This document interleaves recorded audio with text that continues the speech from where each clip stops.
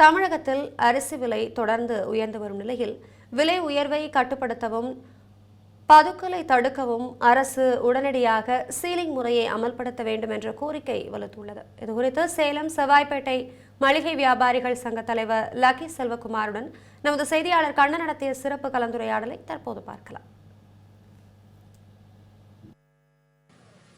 நடப்பாண்டு மேட்டூர் அணையில் நீர்மட்டமானது கடும் வீழ்ச்சியை சந்தித்துள்ளது. இதன் காரணமாக ஜூன் 12 திறக்க வேண்டிய மேட்டூர் அணை திறக்கப்படவில்லை. இதனால் டெல்டா மாவட்டங்களில் சம்பா தாளடி சாகுபடியான முழுமையாக பாதிக்கப்பட்டுள்ளது. இந்நிலையில் தமிழகத்திற்குடைய நெல்லை தரக்கூடிய, அதாவது அரிசிக்கு உற்பத்திக்கு தேவையான நெல்லை தரக்கூடிய சத்தீஸ்கர், உத்தரப்பிரதேசம், ஆந்திரா, கேரளா, கர்நாடகா மாநிலங்கிறது நெல் வரத்தானது முற்றிலும் இல்லை. இதன் காரணமாக தற்போது ஜூன் 12 திறக்காத காரணத்தினால் கடந்த ஒரு மாதத்துக்கு முன்னராக அரிசி விலையில் கடும் உயர்வு ஏற்பட்டுள்ளது. இது குறித்து நம்ம விளக்குவதற்காக சேலம் பால் மார்க்கெட் செவ்வாய்ப்பேட்டை மளிகை வியாபாரிகள் சங்கத்தினுடைய தலைவர் லக்கி செல்வகுமார் நம்முடன் இணைந்துள்ளார். அவரிடம் கேட்கலாம். இட்லி அரிசி மற்றும் சாப்பாடு அரிசியினுடைய விலை உயர்வு ஏன் இந்த ஒரு மாதத்தில் இந்த அளவு ஜெட் வேகத்தில் உயர்ந்திருக்கு? அதாவது இட்லி அரிசியை பொறுத்தவரையிலும் அத்தியாவசிய மக்கள் பயன்படுத்தக்கூடிய உணவுனா இட்லி அரிசி பார்த்தீங்கன்னா கிட்டத்தட்ட சராசரியாக ஒரு நாளைக்கு குறைஞ்சபட்சம் ஒரு 200 கிலோ 300 கிலோ வித்துட்டு இருந்துச்சு. இதனுடைய விலை முன்னாடி பார்த்தீங்கன்னா சராசரியாக கிட்டத்தட்ட ஒரு 35 ரூபாயிலேருந்து 38 ரூபா தான் இருந்துச்சு. இப்போ இந்த ஒரு மாத காலத்தில் இந்த 38 ரூபாயிலேருந்து அடிப்படையான விலையே கிட்டத்தட்ட 45 ரூபாய்க்கு மேலே தான் விற்கிது. அப்போ அதை விட ஹை குவாலிட்டி விலையெல்லாம் பார்த்தீங்கன்னா கிட்டத்தட்ட ஒரு கிலோ 65 ரூபா வரலும் விற்கிது. அதனால் அந்த அத்தியாவசிய மக்கள்லாம் அடிப்படை உணவான இட்லிலாம் சமைக்கக்கூடிய தன்மையெல்லாம் இனிமேட்டு மாறிடுங்க. அதனால் ரொம்ப மக்கள் ரொம்ப பாதிக்கப்படக்கூடிய சூழ்நிலை உருவாகிட்டு இருக்கு. அந்த சாப்பாடு அரிசியினுடைய எந்தெந்த அரிசியெல்லாம் விலை உயர்ந்திருக்கு, இதனுடைய அடிப்படை தான் காரணம் என்ன? இந்த சாப்பாடு அரிசின்னு பார்த்தீங்கன்னா ஏடிடி 45 கிலோ 40 ரூபா இருந்த அரிசியெல்லாம் இன்றைக்கி பார்த்தீங்கன்னா 55 ரூபா வந்துருச்சு. அடுத்தது ஆர்என்ஆர் பொன்னிலாம் குறைஞ்சது ஒரு 55லேருந்து 60 ரூபாய்க்கு இருந்துச்சு. இன்றைக்கி 70 ரூபாய்க்குலாம் எந்த அரிசியுமே கிடையாது. அதனால் மக்கள்லாம் ரொம்ப பாதிக்கப்படக்கூடிய சூழ்நிலை. இன்றைக்கி அரிசிக்கு மாதம் ஒரு சிப்ப அரிசியினுடைய விலை 1000லேருந்து 1300 வாங்கக்கூடிய மக்கள் இன்றைக்கி 2000 கிலோ இந்த அரிசி வாங்க முடியாத சூழ்நிலைக்கு தள்ளப்பட்டிருக்காங்க. கேட்டால் மழை இல்லை, அதனால் வரத்து இல்லை அப்படின்னு இன்றைக்கி சொல்லிட்டு இருக்காங்க.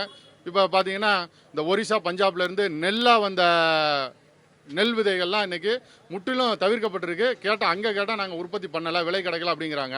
இப்போ தென்மேற்கு மலையெல்லாம் பார்த்தீங்கன்னா சுத்தமாக நின்றுச்சு. இப்போ அடுத்த விவசாயம் பார்த்தீங்கன்னா வடமேற்கு மலையை நோக்கி மட்டும்தான் நம்ம இருந்துட்டு இருக்கோம். அதுவும் எதிர்பார்ப்போடு இருந்துருக்கோம். அது பேஞ்சால் விவசாயிகள் தப்பிப்பாங்க, மக்கள் தப்பிப்பாங்க. அது பேயாமல் அதுவும் நம்மளை புறக்கணிச்சோம்னா இதை விட இன்னும் இப்போ இன்றைக்கே நம்ம 10 ரூபா 13 ரூபா விலை கூடங்கிறோம்.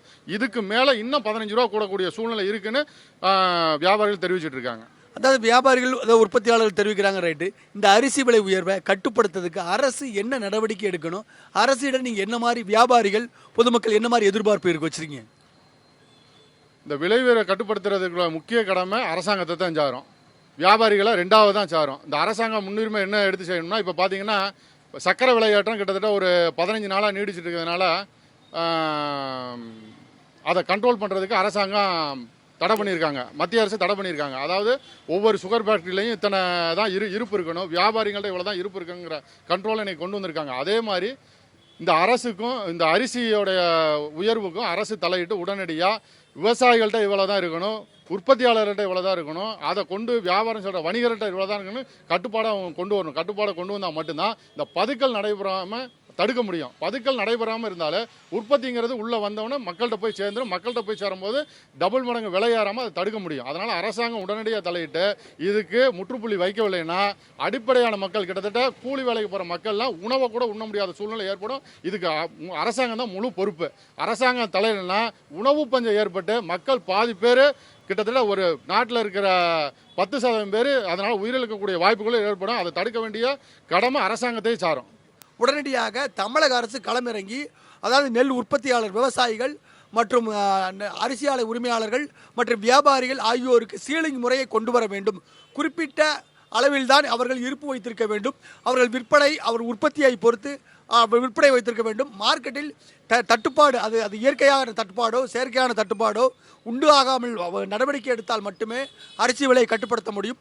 அரிசி விலையை கட்டுப்படுத்தாத பட்சத்தில் பாமர மக்கள், ஏழை மக்கள் சாப்பிட முடியாத நிலைக்கு தள்ளப்படுவார்கள். அவர்கள் மாற்று உணவை தேடி செல்ல வேண்டும் என்ற நிலைக்கு தான் தள்ளப்படுவார்கள் என வியாபாரிகள் தெரிவிக்கின்றனர். தமிழ் ஜனம் சேனலை சப்ஸ்கிரைப் பண்ணாமல் பார்த்துட்டு இருந்தீங்கன்னா மறக்காம சப்ஸ்கிரைப் பண்ணிடுங்க.